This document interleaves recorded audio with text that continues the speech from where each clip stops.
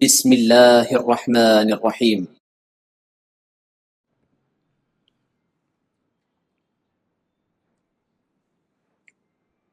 السلام عليكم ورحمة الله وبركاته.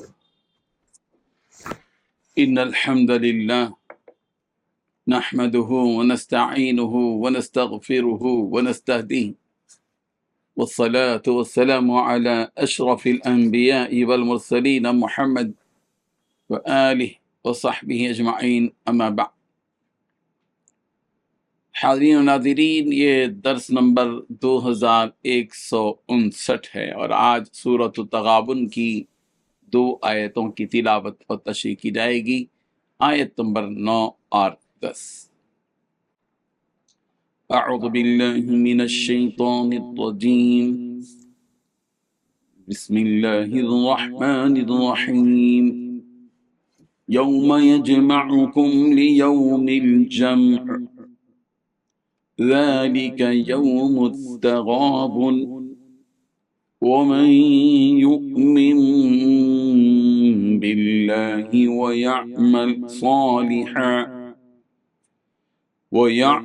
صالحا يكفر عنه سيئاته ويدخله جنات تجري من تحتها الأنهار خالدين فيها أبدا ذلك الفوز العظيم والذين كفروا وكذبوا بآياتنا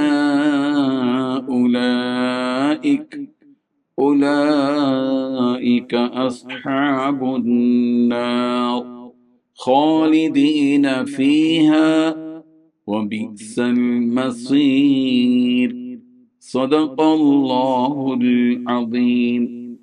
لفظی ترجمہ یوں ہے، یوم جس دن، یجمعکم وہ جمع کرے گا تمہیں، لیوم الجمع جمع ہونے کے دن، ذالک یہی ہے یوم التغابن نقصان کا دن، ومن یؤمن اور جو کوئی ایمان لائے، باللہ اللہ پر، ویعمل اور عمل کرے، صالحا نیک، یکفر تو وہ دور کر دے گا، عنہ اس سے، سیئاتہ اس کی برائیاں، ویدخلہ اور داخل کرے گا اس کو، جنات ایسے باغات میں کہ تجری چلتی ہیں، من تحتہا اس کے نیچے، الانہار نہریں، خالدین وہ ہمیشہ رہیں گے، فیہا ان میں، ابداً ابد تک، ذالک یہی ہے الفوز العظیم عظیم کامیابی۔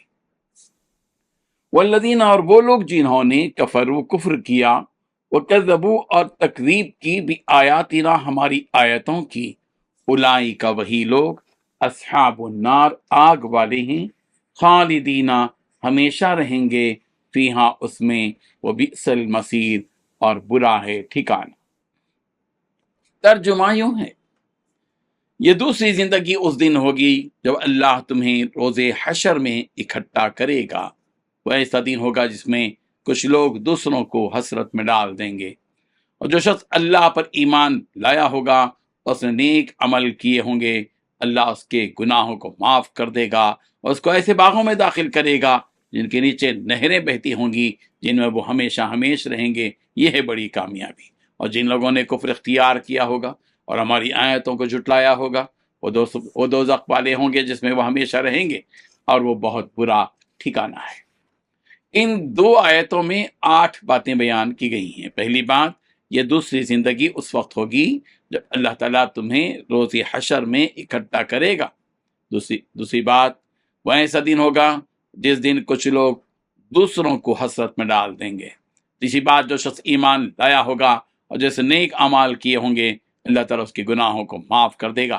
چوتھی بات، ان کو ایسے باغات میں داخل کرے گا جن کے نیچے نہریں بہتی ہوں گی، جہاں وہ ہمیشہ رہیں گے۔ پانچویں بات، یقیناً یہ بہت بڑی کامیابی ہے۔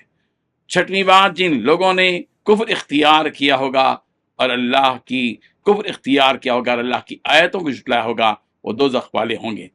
ساتویں بات، یہ لوگ دوزخ میں ہمیشہ ہمیش رہیں گے۔ آٹھویں بات، یقیناً دوزخ بہت برا ٹھکانہ ہے۔ بزرگان محترم، وہ دوبارہ زندہ ہونے کا دن کب ہوگا؟ اس آیت میں یہ بات بیان کی جا رہی ہے کہ روز محشر میں سارے مردوں کو پھر سے زندہ کیا جائے گا، انہیں ایک میدان میں جمع کیا جائے گا۔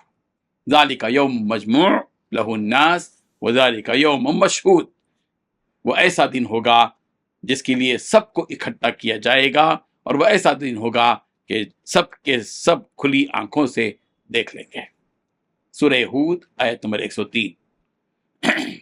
سورۃ الواقعہ آیت نمبر 39 اور 50، 49 اور 50 میں بات بتائی گئی، قل ان الاولین والآخرین لمجموعون الی میقات یوم معلوم، آپ ان سے کہہ دیجئے کہ اگلوں اور پچھلوں سب کو ایک معین دن کے طے شدہ وقت پر جمع ہونا ہے۔ جب سارے لوگ اس جگہ جمع ہو جائیں گے تو سب کے اعمال کا حساب و کتاب ہوگا، تو ان میں سے جو ایسے لوگ ہوں گے جنہوں نے اللہ پر ایمان لایا ہوگا اور انہوں نے اس کی اطاعت کی ہوگی اور اچھے اعمال کیے ہوں گے، تو اللہ تعالیٰ ایسے لوگوں سے ان کے جو چھوٹے چھوٹے گناہ جانے انجانے میں ہو گئے ہوں گے، اللہ تعالیٰ انہیں معاف کر دے گا، جنت میں داخل کر دے گا۔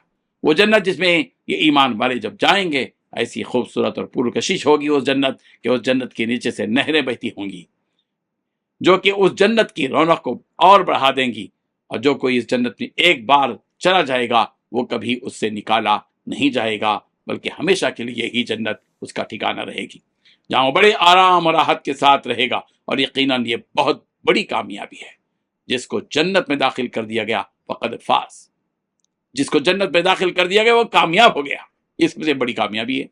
اور یہ تو تھا ایمان والوں کا حال، اور اس میدان محشر میں جمع ہونے والوں میں ایسے بھی لوگ ہوں گے جو اللہ کا انکار کیا کرتے تھے، کفر کیا کرتے تھے، شرک کیا کرتے تھے، اس کے رب کے ہونے کو تسلیم نہیں کرتے تھے، اس کی عبادت و اطاعت اور اس کی عبادت و اطاعت سے دور بھاگا کرتے تھے، اور اس اللہ نے جو آیتیں اپنی کتاب کی ان کے پاس بھیجی تھی اسے جھٹلایا کرتے تھے، اور اس کے سچ ہونے اور رب کا کلام ہونے کا انکار کیا کرتے تھے، اور ہر بڑے کام میں لگے رہتے تھے۔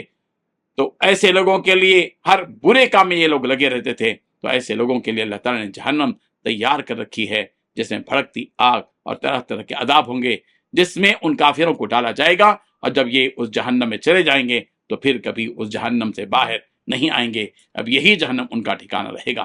اس جہنم کی آگ اور کھولتے ہوئے پانی کے درمیان یہ گھومتے رہیں گے، یطوفون بینہا وبین حمیم آن، سورۃ الرحمن آیت نمبر 44۔ یقیناً یہ بہت ہی برا عذاب اور یہ جگہ بھی بہت ہی بری ہے۔ اللہ تعالیٰ ہم تمام کا خاتمہ بالخیر فرمائے اور اپنے عذاب سے بچائے۔ وآخر دعوانا ان الحمد للہ رب العالمین۔